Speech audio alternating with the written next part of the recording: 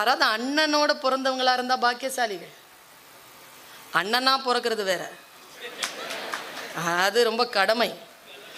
அண்ணனோட பிறக்கணும், சூப்பர். அது அப்பா இல்லைன்னு வச்சுக்கோங்களேன், அப்பா நினப்பு வந்துச்சுன்னா போய் அண்ணனை பார்த்துட்டு வந்துடலாம். சின்ன வயசுல நம்ம அப்பாவை பார்த்த மாதிரியே இருப்பான். இதுல சிலது சுத்தம் தெரியுமா? நான் என் அண்ணனோட 12 வருஷம் பேசுறதில்ல, பட்டொலி வீசி பறக்கும் புகழ் போ. பேசிருங்க, வாழ்க்கை இவ்வளவு தானே. பேசிடுறேன்னா இன்னைக்கு ஃபோன் பண்ணிடுங்க, நான் பார்க்கணும் போல தோணுச்சு. நல்லா என்ன திடீர்னு இல்லை நாளைக்கு எங்கேயாவது பார்க்கலாமாண்ணா, எனக்கு வேலை இருக்குது, நீ சொல்லு நான் வரேன். நான் ஓவரா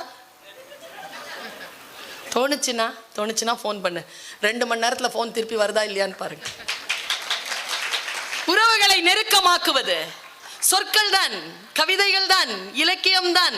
அந்த வாசனையோடு இருக்கக்கூடியவர்கள் குற்றங்களை இழைக்க முடியாது.